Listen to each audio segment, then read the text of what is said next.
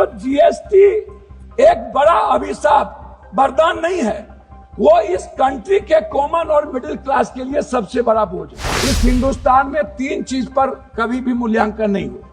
एक है, जितने मंदिर, गुरुद्वारे, चर्च, मस्जिद, इतने सशक्त प्रधानमंत्री के रहते हुए क्या प्रधानमंत्री को बदनाम करने की कोशिश किसी राज्य के बड़ी ताकतवर लोग कर रहे हैं, या सनातन के प्रति इनका सम्मान नहीं। हिंदुस्तान में मतलब फकीरी और अमीरी, ये दोनों में मजा है कि एनजीओ पर किसी भी तरह का टैक्सेस या हमारे गवर्नमेंट का रिलैक्सेशन फ्रीडम है जिस तरीके से उसको लूटने की, उस पर हमारा अंकुश नहीं है।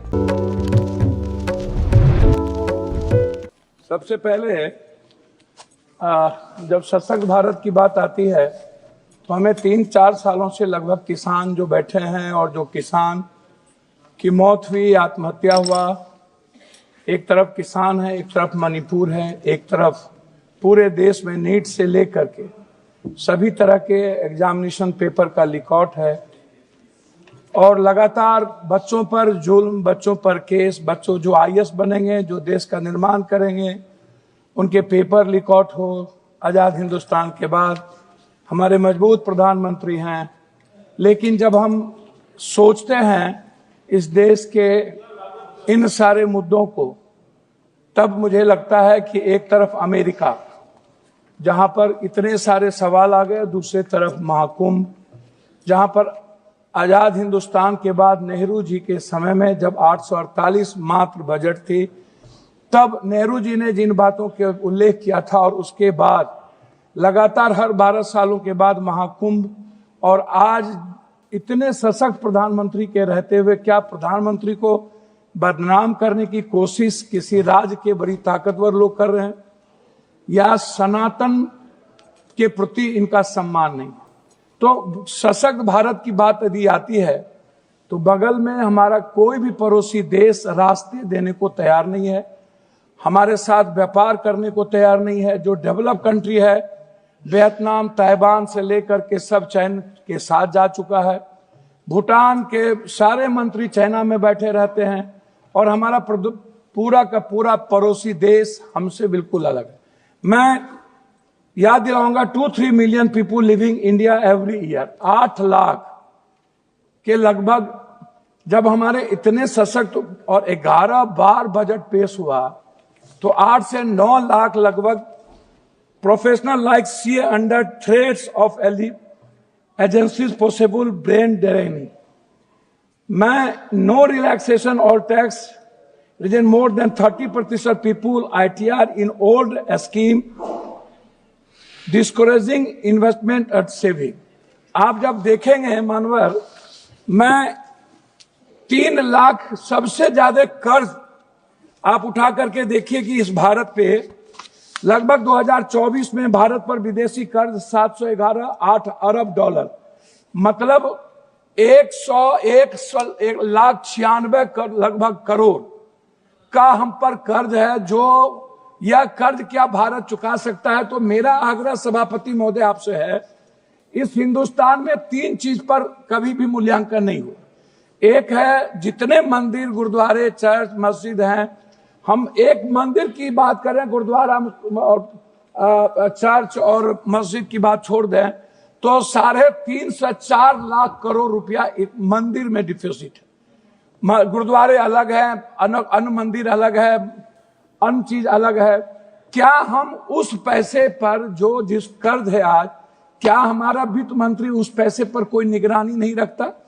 क्या उस पर कोई टैक्सेस की बात नहीं आती? 2 दिन का खाना खिला करके क्या हम उसको पूरी फ्रीडम दे देंगे? दूसरी तरफ जितने बाबा लोग हैं इस हिंदुस्तान में, किसी के पास 2000 करोड़ का है, 10,000 करोड़ का है, वो लोग जो फंडिंग रेज किए हैं उनको जिस तरीके से अकूट, आप यदि मैं सब बाबा का नाम नहीं ले पाऊंगा क्योंकि सभापति महोदय आप भी समझते हैं कि हिंदुस्तान में मतलब फकीरी और अमीरी, ये दोनों में मजा है। और जिस तरीके से बाबा लोगों ने इस देश को एनजीओ के माध्यम से, एनजीओ भी है लगभग 33 लाख करोड़, तो एनजीओ का क्या कारण है कि एनजीओ पर किसी भी तरह का टैक्सेस या हमारे गवर्नमेंट का रिलैक्सेशन फ्रीडम है जिस तरीके से उसको लूटने की, उस पर हमारा अंकुश नहीं है। दूसरा है CSR फंड। CSR फंड, आप बड़ी बड़ी जो कंपनियां हैं, बड़े बड़े जो हमारे ही सरकारी कंपनियां हैं, वो CSR फंड क्या करती है सभापति महोदय, वो कहां लगाता है, किसको देता है, किस MP के क्षेत्र में बात करके। अध्यक्ष सभापति महोदय बात तो करने दिया, हम इतना 9 बार तब कारण मेरा कुछ नहीं कहना। अध्यक्ष महोदय, नोटबंदी के बाद आप उठा के देखिए 16.99 लाख करोड़ डिमोनेटाइजेशन का मामला था, और उसके पहले 35.99 लाख करोड़ का था। आज भी 35.99 लाख करोड़ का है। कितने लोग मरे यदि आप घंटी बजा दिए हैं तो मैं बोल नहीं पाऊंगा।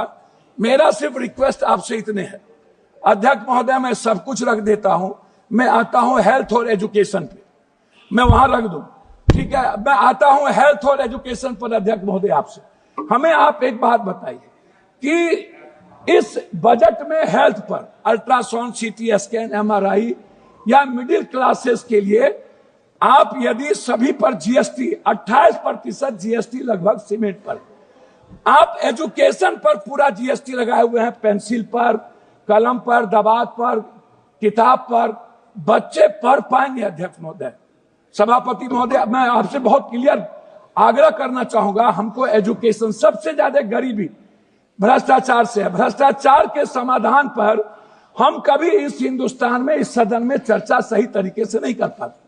उसका समाधान क्या होगा, उसका सोल्यूशन, GST में सबसे ज्यादा भ्रष्टाचार, सबसे ज्यादा छोटे छोटे व्यापारियों पर GST।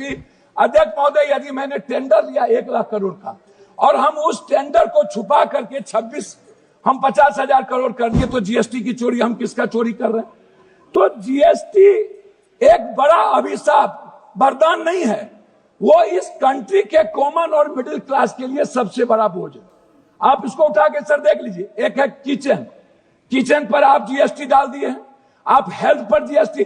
हेल्थ के इंफ्रास्ट्रक्चर के लिए हमारे बजट में होना चाहिए कि मिडिल क्लास जितने बिलो ऑफ पॉवर्टी लाइन, हम अध्यक्ष महोदय, मैं सिर्फ अपनी बात करके खत्म करूं, बिलो ऑफ पॉवर्टी लाइन जितने गरीब लोग हैं या मिडिल क्लास के बच्चे हैं जो एजुकेशन नहीं पढ़ पाते हैं, 10th क्लास जाते जाते लगभग 78-72% बच्चे ड्रॉप आउट हो जाता है। फिर 12th क्लास जाते जाते बच्चे लगभग 58% ड्रॉप आउट हो जाता है, नहीं पढ़ पाता है। हम उस बच्चे को, अच्छा, कोचिंग के लिए कोई व्यवस्था हम नहीं दे पाते हैं लगातार। नहीं, मैं आग्रह करूंगा अध्यक्ष महोदय, अंत में आप जब इतनी बार कर रहे हैं, मेरा आग्रह है कि बिहार में बार बार एक चर्चा होती है मखान दुनिया में सबसे ज्यादा पूर्णिया में होता है, मेरे कंस्टिट्यूएंसी, और कटिहार में होता है, वर्ल्ड में उससे ज्यादा मखान कहीं नहीं है।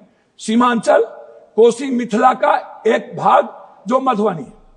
हम बार मखान की जो बात आती है, सर मखान का प्रोसेसिंग नहीं कोई जानता है।